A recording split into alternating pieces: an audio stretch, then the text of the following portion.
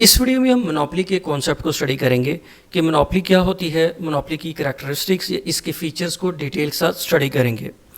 जब हम मार्केट की क्लासिफिकेशन करते हैं कंपटीशन की बेस पर, तो मार्केट की दो डिफरेंट टाइप्स होती हैं, परफेक्ट कंपटीशन मार्केट और imperfect competition market. Monopoly imperfect competition market की ही एक टाइप है। What is monopoly? A market structure characterized by a single seller selling a unique product in the market। Monopoly एक ऐसा market setup है या ऐसा market structure है जहाँ पे एक सिंगल सेलर होता है और ये सिंगल सेलर यूनिक प्रोडक्ट्स को मार्केट में सेल करता है। तो मोनोपोली की डेफिनेशन के अंदर दो चीज़ें इंपॉर्टेंट हैं। पहली चीज़ ये कि इसमें सिंगल सेलर होता है, एक ही सेलर होता है, एक ही फर्म होती है या एक ही मैन्युफैक्चरर होता है। और डेफिनेशन के अंदर दूसरी इंपॉर्टेंट चीज़ है यूनिक प्रोडक्ट्स। अब ये जो सिंगल सेलर होता है ना, ये जो प्रोडक्ट्स या जो सर्विसेज मार्केट में ऑफर करता है वो यूनिक होती हैं। यहाँ पे वर्ड यूनिक का मतलब ये है कि ऐसे प्रोडक्ट्स जिनका कोई क्लोज सब्स्टिट्यूट अवेलेबल नहीं है। आप इन यूनिक प्रोडक्ट्स को किसी दूसरी प्रोडक्ट के साथ रिप्लेस नहीं कर सकते। तो ऐसा मार्केट सेटअप जिसमें एक सिंगल सेलर होता है और वो सिंगल सेलर मार्केट में यूनिक प्रोडक्ट्स या यूनिक सर्विसेज को ऑफर करता है, ऐसी प्रोडक्ट्स जिनका कोई क्लोज सब्स्टिट्यूट अवेलेबल नहीं होता है, ऐसे मार्केट सेटअप को हम कहते हैं मोनोपोली। अब मोनोपोली के अंदर ना हमेशा सिंगल सेलर होता है, सिंगल फर्म होती है, ये सिंगल मैन्युफैक्चरर होता है। अगर मार्केट में एक से ज़्यादा सेलर होंगे तो ऐसे मार्केट सेटअप को हम मोनोपोली नहीं कह सकते। मोनोपोली तब ही होती है जब मार्केट में एक ही फर्म, एक ही मैन्युफैक्चरर या एक ही सेलर होता है। अब हम मोनोपोली की एक एग्जाम्पल को स्टडी करते हैं।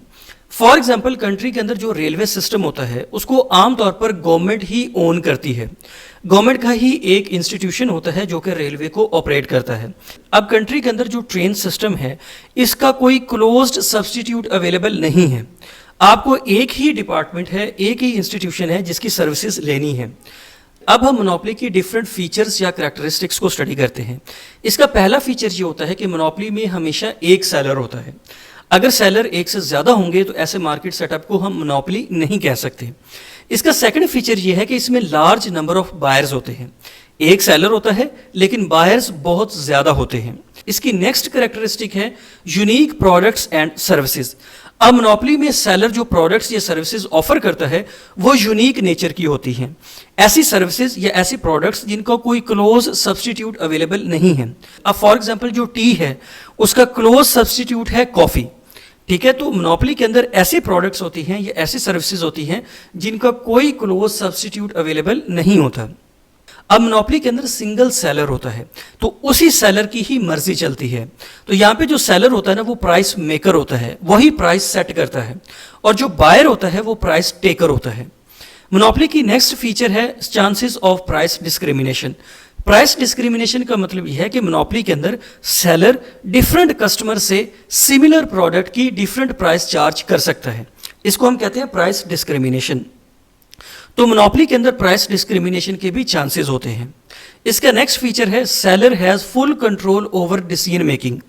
अब मार्केट में एक सिंगल सेलर है तो उसी सेलर का फुल कंट्रोल होता है डिसीजन मेकिंग के ऊपर। वो प्राइस को भी खुद से सेट करता है, अपने प्रोडक्शन लेवल को या क्वांटिटी को वो खुद से डिसाइड कर सकता है। तो उसका डिसीजन मेकिंग के ऊपर फुल कंट्रोल होता है, कोई भी फैक्टर उसको इन्फ्लुएंस नहीं करता। अब मोनोपोली का नेक्स्ट फीचर है नो इजी एंट्री।